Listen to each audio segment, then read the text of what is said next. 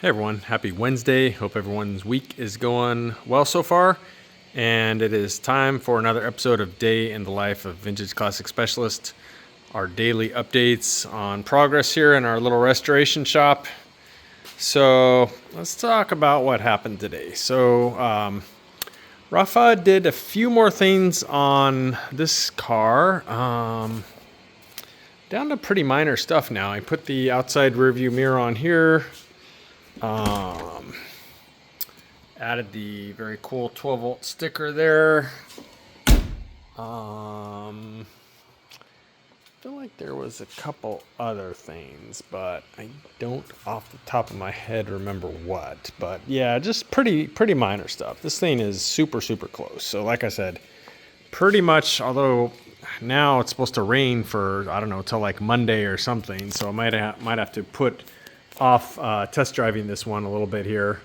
But yeah, it's very close right now. So a couple little last details. He found out when he went to install the mirror on this side that the threads are somehow messed up. So we're going to have to replace this pin. Not a big deal, but you know, just one of those things you don't necessarily expect. And then you go to install the part and you can't get it on. So anyhow, yeah.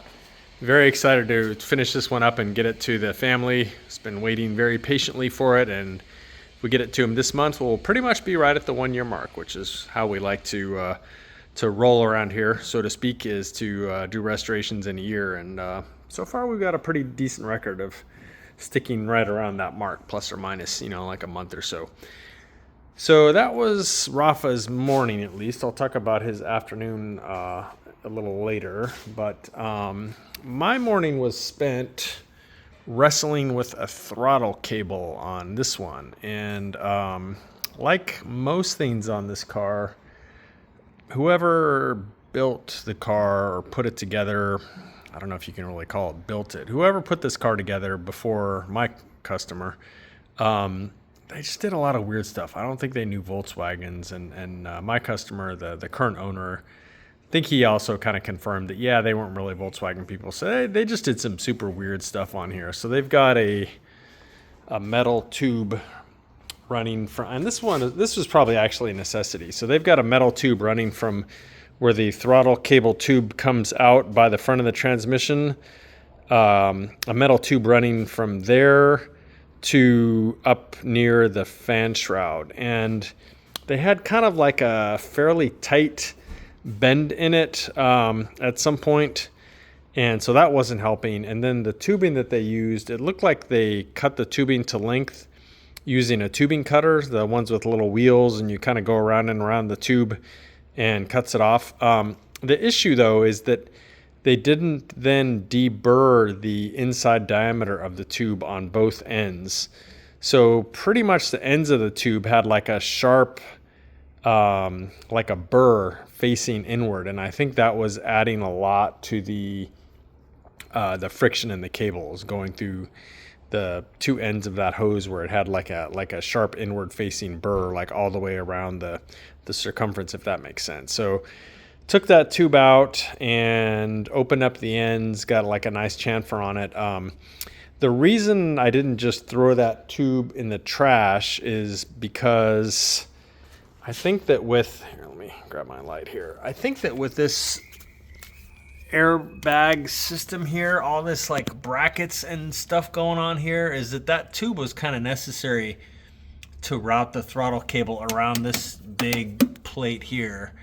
Let's see, you might even be able to, yeah, you can see that tube. You see it right behind the clutch cable right there. So yeah, that's the tube, and I'm pretty sure it was needed because I don't think that I think the cable would just end up rubbing on this big plate here for the air ride system if it wasn't kind of routed around it with that metal tube. So again, kind of a shit design, frankly, with this plate and stuff here, but that's what we have to work with. So I did, like I said, fix the ends of that tube, and then I kind of smoothed out the bends in it and then reinstalled it so that the cable can run around this big plate here for the air ride system.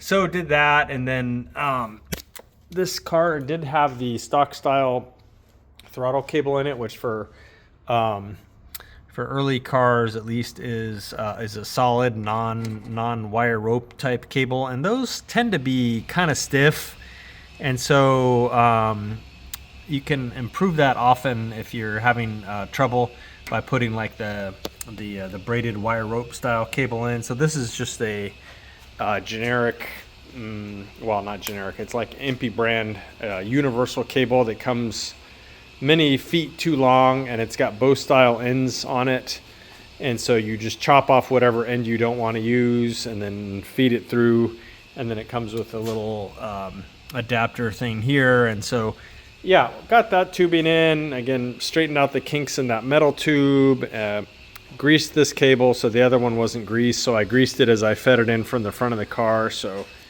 now after all that, it works great from the throttle pedal. So before, if you didn't see the episode yesterday, when you push the throttle down, you know, it would open the carburetors no problem, but there was so much friction in the length of that cable that the carburetors would just stay wide open. So that's no bueno. Anyway, so yeah, pretty much took me all morning to monkey around with that and get it to where it was working smooth and reliably. So, but yeah, now it works. So checked off one more thing here. The other thing I did is went ahead and wired up the motor here. So the alternator, the coil, power, idiot light, stuff like that. So it's pretty much all wired up now. I think the only thing left to do before I start this motor up is to add oil in it, and then it does have a screw-on type oil filter adapter, the kind that goes on the oil pump cover. So I need to go buy a filter for it, put some oil in it, and then I think this thing's ready to fire up. This was, of course, a running motor before I started the car, at least once when the car came in, before we tore the motor out to paint it and clean it and swap all the tin work out to chrome and stuff like that. So 100% this motor runs. It just I did go through the carburetors and rebuild them and stuff like that, but unfortunately with the airbag system in here the way it is, I'm not really going to be able to do much tuning on the motor other than to kind of like synchronize the carburetors, because you can't really get the ass end of this car off the ground with the airbag system the way it is currently, which the owner and his friend plan to address once the car leaves here. But my point is, I won't really be able to, you know, take it for a road test and see how this motor is running or do any kind of more fine tuning of it like that. But at least we'll make sure it runs and stuff like that. So probably be doing that pretty soon here. Yeah, that was pretty much what I worked on this car.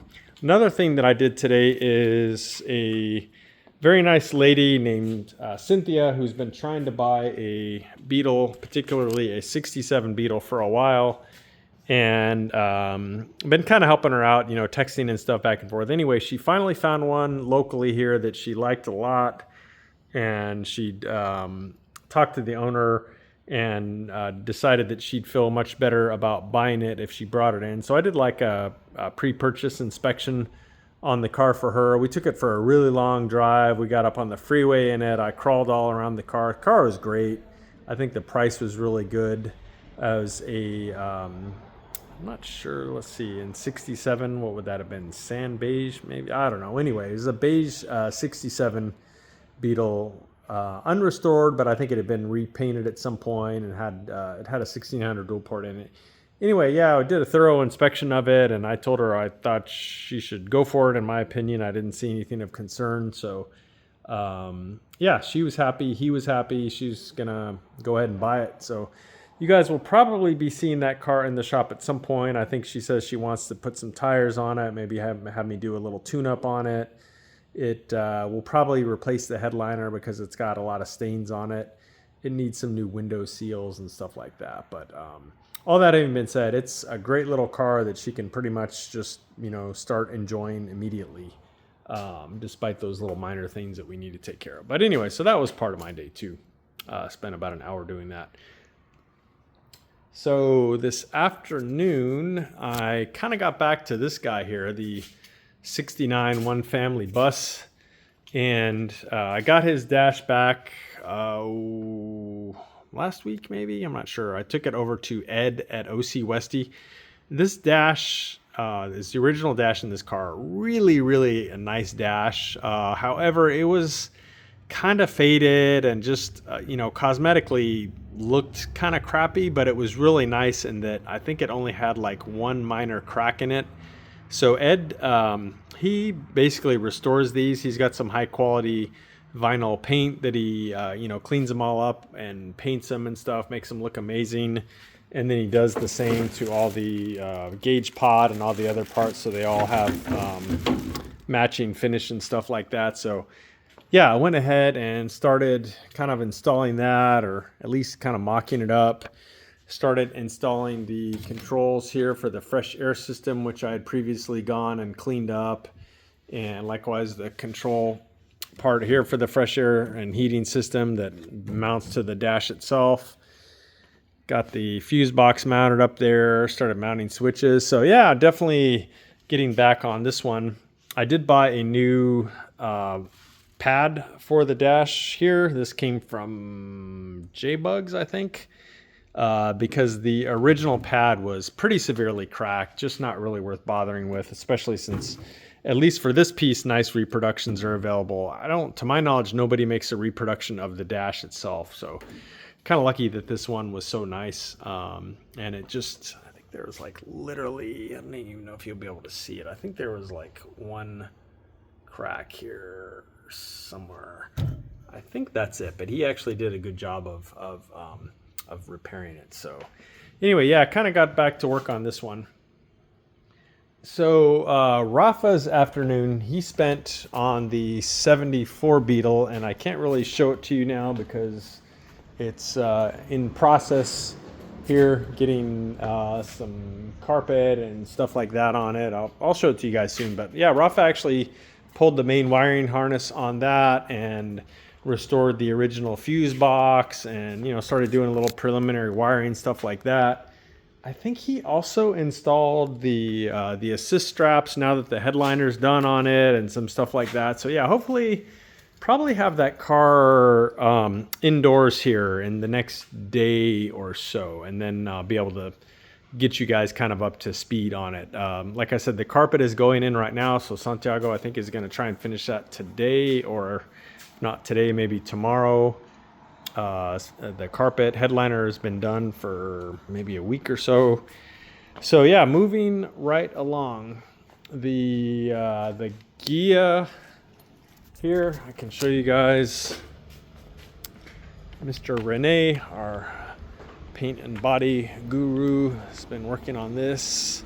So he pretty much finished this side. If you guys follow the channel, this was all rusted out.